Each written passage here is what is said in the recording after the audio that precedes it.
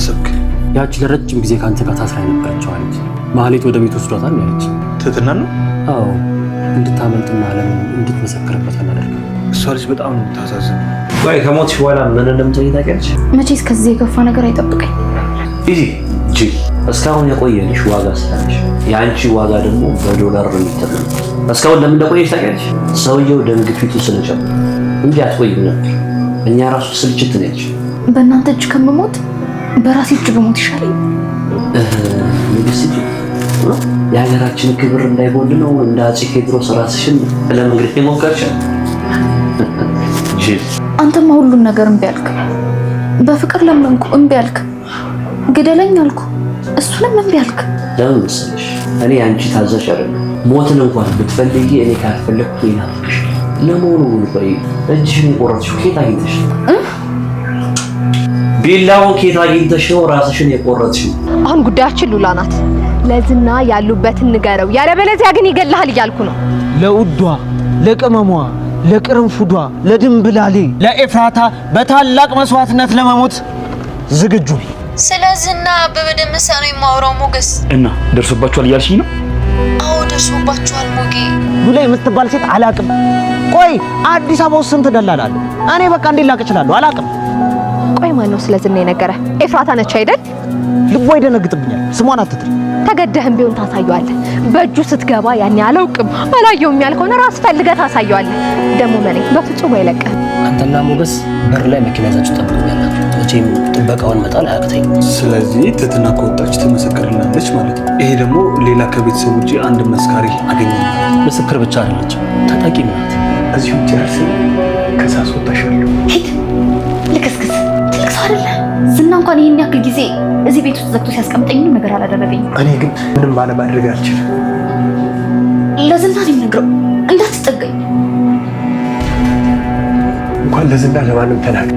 ይልቅስ በመታገል ጉልበትሽን አታድርገኝ። ልቀቀኝ።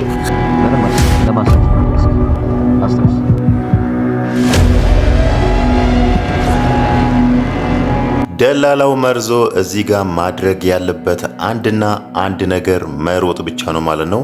ዝና መኪናውን ከፍቶ እስከሚወርድ ድረስ ደላላው መርዞ ሊጠፋበት ይችላል፣ ወይ ደግሞ እሱ መኪናውን አዙሮ እስከሚከተለው ድረስ ራሱ ደላላው መርዞ ሊደበቅበት ይችላል ማለት ነው። በቀጣይነት ዝና ምን ይለዋል ብለን ስናስብ ዝና በዛ በኩል ዞረ፣ መኪና ውስጥ ግባና እናውራ፣ ባለፈው ቃል የገባውልህን ገንዘብ እሰጥሃለሁ፣ ሉላ የት እንዳለች ንገረኝ ማለቱ ስለማይቀር ደላላው መርዞ በዚህ ዙሪያ ደግሞ ከዳጣ ጋር አውርቶ ነበር። ይሄንን ነገር ገንዘቡን ብሎ ሉላ የት እንደተደበቀች ለዝና ካሳየው ከዛም በኋላ ከብዙ ሰው ጋር ሊቀየም ስለሚችል ነው ያ ዝና ቃል የገባለትን ገንዘብ እዛ ጋር የተወው ማለት ነው። ግን ደግሞ አሁን ላይ በማህሌት እገዛ ዝና መንገድ ላይ ጠብቆ ደላላውን መርዞን አግኝቶታልና እናም ደግሞ በእጁ ከያዘው ዝና ምን አይነት ሰው እንደሆነ ከዚህ በፊትም ስናይ ነበርና ደላላው መርዞን በእጁ ከያዘው አሰቃይቶ ሉላ የት እንዳለች ንገረኝ ማለቱ ስለማይቀር ደላላው መርዞ አሁን ማድረግ ያለበት መንገድ ላይ ቆሞ ስላለ መሮጥ ብቻ ነው ማለት ነው። ከዛም በኋላ ይጠነቀቀዋል ወይ ደግሞ ዝና ያለበትን አካባቢ ራሱ ይቀይራል ማለት ነው። በእርግጥ እሱ ከዚህ በፊት ዝናን አይቶ አያውቅም፣ ስሙን ብቻ ወይ ደግሞ ድምፁን የሰማው እንጂ ዝና መልኩን አይቶ ስለማያውቅ ነው አሁን ላይ ዝና ናስኪ ብሎ ቆሞ ሲያናግረው ያወራው ማለት ነው። ዝና ማን እንደሆነ ከዚህ በፊት ዳጣ በፎቶ ብታሳየው ኖሮ እዛ ጋር ሄዶ አጠገቡ ቆሞ አያወራው ነበር ማለት ነው። ግን ደግሞ አሁንም ደላላው መርዞ እድል አለው። የሱ እድል ደግሞ መሮጥ ብቻ ነው ማለት ነው። ከመኪናው ጀርባ ማህሌት አለች። ምናልባት ደላላው መርዞ መኪና ውስጥ ከገባ ከዛም በኋላ ማህሌትም ከኋላ ትይዘዋለች፣ ወይ ደግሞ ዝና የሆነ ክፍል ወስዶ እሱን አስሮ እዛ ጋር እየደበደበው እያሰቃየውም ሉላ የት እንዳለች ንገረኝ ማለቱ አይቀርም ማለት ነው። ዝና ሉላ ምን ያህል እንደሚፈልጋትና ምን ያህል ወደ ራሱ መመለስ እንደሚፈልግ ከዚህ በፊት ሲያወራም ተረድተናል። ከዚህ በፊት ሲያደርጋቸው ከነበረው አንዳንድ ድርጊቶችም ደላላው መርዞን እዚህ ጋር ምንም ነገር አያደርጎም ማለት ስለማይቻል ማለት ነው። ይሄንን ነገር ደግሞ በዳጣ በኩል ሞገስ ሰምቷልና ሞገስ በጣም ደንግጧል። አሁን ላይ እሱ ያሰበ የሚመስለው አሁን ያሉበትን ቤት ብንቀይር የሚለውን ነገር ነው ያሰበው። ግን ደግሞ ዳጣ እዛ ጋር እያለች ያለችው ደላላው መርዞን አምነዋለሁ፣ ለኔ ቃል ገብቶልኛል፣ ለዝና ቤታችሁን አያሳይም፣ እናንተ አርፋችሁ ተቀመጡ፣ ተረጋጉ የሚለውን ነገር ነው እሷን ለሞገስ የነገረችው ማለት ነው። ሞገስ ደግሞ ዝና ምን አይነት ሰው እንደሆነ ስለሚያውቅ ነው ደላላው መርዞ አንቺ ብታምኙ ራሱ ዝና ያታልለዋል ወይ ደግሞ ያሰቃየዋል የሚለውን ነገር አስቦ ነው እዛ ጋር ምናልባት ልጁ ሊዋሽሽ ይችላል፣ ስለዚህ እኛ የራሳችን ውሳኔ እንወስን ወይ ደግሞ ቤት እንቀይር የሚለውን ነገር ቢነግራትም ዳጣ ግን እርግጠኛ ሆና ነው ደላላው መርዞ እንደማይናገር ቤት አትቀይር፣ ከሳምንት ሳምንት እስከ መቼ ነው ቤት የምትቀይረው፣ አርፈ ተቀመጥ ስትል የነበረው ማለት ነው። ሞገስን ደግሞ ከሁሉም ነገር በላይ በጣም ያስደነገጠው እዛ ጋር ዳጣ ዝና ቤታችሁን ደርሶበት ነበር የሚለውን ነገር ነግረዋለች። ዳጣ ደግሞ እዛ ጋር በስልክ በምታወራው ሰዓት ሉላ ቤት የለችም፣ ወደ ሱቅ ወጥታ ነበርና ምናልባት እሷ ራሱ አግኝቶ ይዟት ይሆን እንዴ የሚለው ነገር አሳስቦታል። ለዛም ነው የደነገጠው ማለት ነው። ምናልባት ከዚህ በኋላ አሁን ላይ ደላላው መርዞ የዝና መኪና ውስጥ ገብቶ ዝና ከዛም በኋላ እሱን እያሰቃየው ሉላ የት እንዳለች ቢያወጣጣውና ዝና ደግሞ ሉላን ሄዶ ቢያገኛት ምናልባትም ሞገስ እዚህ ጋር እኔ እኮ ያኔም ብዬሽ ነበር ልጁ ዋሽቶሻል፣ ከጊዜ በኋላ ከዝና ገንዘብ ተቀብሎ እኛ ያለንበትን ቦታ ተናገረ ማለቱ ስለማይቀር ማለት ነው። ግን ደግሞ ይሄ ሁሉ ነገር እንዳይሆን ይሄ ሁሉ ነገር እንዳይከሰት ደላላው መርዞ ከዛ ሮጦ ቢጠፋ ዝና ሊይዘው አይችልም ማለት ነው። ዝናም በእርግጥ ደላላው መርዞ ምን አይነት ሰው እንደሆነ አያውቅም። እዛ ጋር ማህሌት ነች አሁን ላይ ከዝና ጋር እየሰራች ከዝና ገንዘብ እየተቀበለች እሱ የሚያልፍበትን በተደጋጋሚ ለስራ ብሎ የሚያዘወትርበትን ቦታ ወስዳ ልጁ ይሄውና ብላ ያሳየችው ማለት ነው። በእርግጥ ዝና እዛ ጋር አንድ የተናገረው ነገር አለ። ልጁ በዚህ ጋር አያልፍም፣ እኔ ወደ ቤት ልሂድ፣ ትህትና ከጠበቃው ጋር ብቻ ነች የሚለውን ነገር አስቧል ማለት ነው። ያ ማለት ጠበቃው ምን አይነት ሰው እንደሆነ በአንድ ጊዜ ተረድቶታል ማለት ነው። ባለፈው ከሉላ ጋር ለመተኛት ብሎ እስር ቤት እንደገባ አውቋልና አሁንም ከትህትና ጋር ብቻቸው ነው አንድ ክፍል ያሉትና እኔ ወደዛ ልመለስ ጠበቃው ምን እንደሚያደርግ አይታወቅም ብሎ ጠርጥሯል ማለት ነው። ግን ደግሞ ወደ ትህትና ስንሄድ እዚህ ጋር ዝና የጠረጠረው ነገር አልፈራምና ጠበቃው አሁን ላይ እሷ ላይ ሌላ ነገር ለማድረግ የፈለገ ይመስላል ማለት ነው። ያ ማለት እዛ ጋር ለሷ ቃል ይገባላት ያለውን ነገር የኔን ፍላጎት እዚሁ አሟይልኝና ከዛም በኋላ እኔ ከዚህ ቤት ነፃ አስወጣሻለሁ የሚለውን ነገር ነው እየነገራት ያለው ማለት ነው። ትህትና ደግሞ ስትለው የነበረው አንተ ብቻ ከዚህ ቤት አውጣኝ እንጂ የፈለከውን ነገር አደርግልሃለሁ፣ ከፈለክም አገባሃለሁ የሚለውን ነገር ነግረዋለች። ግን ደግሞ ጠበቃው ሊያምናት አልቻለም። ከዚህ ከወጣች የት አገኛታለሁ፣ ምኗን እይዛለሁ የሚለው ነገር ስላስፈራው ስላሳሰበው ነው አሁን ላይ የምፈልገውን ነገር እዚሁ አሟይልኝ ያላት ማለት ነው። እዛ ጋር ዝና ከደላላው መርዞ ጋር ስለተገናኘ ምናልባት ከሱ ጋር ሲያወራ ጊዜ ሊፈጅ ይችላል።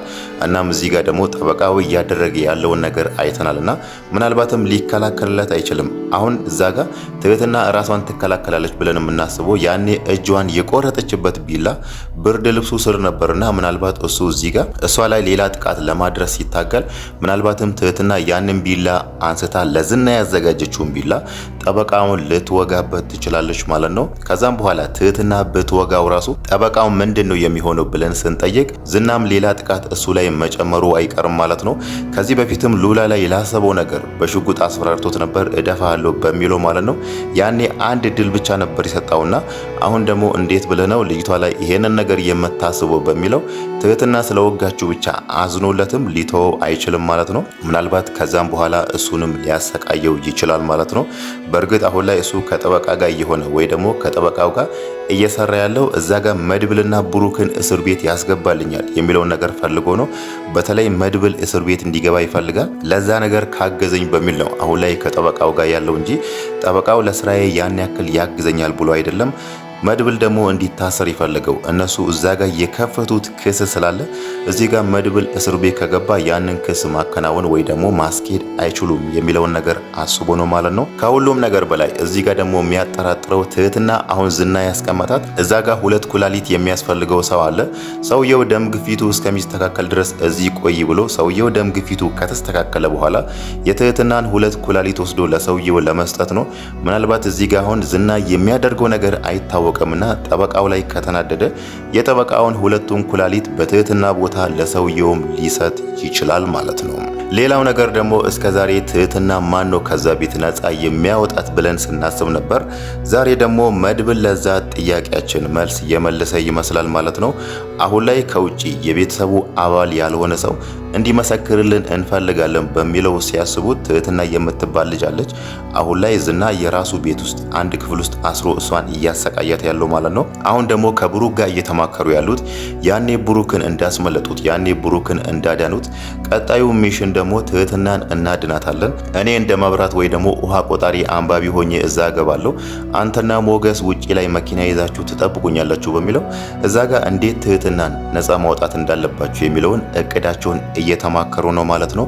ምናልባት በዚህ ሁኔታ ሊሆን ይችላል ትህትና ከዛ ቤት ነፃ ልትወጣ የምትችለው ማለት ነው። በእርግጥ እዛ ጋር መድብልን ስለማታውቀው ምናልባት የዝና ሰው ልትሆን ትችላለህ ወይ ደግሞ ሌላ ሰውም ልትሆን ትችላለህ ብላ ከሱ ጋር ላትወጣ ትችላለች።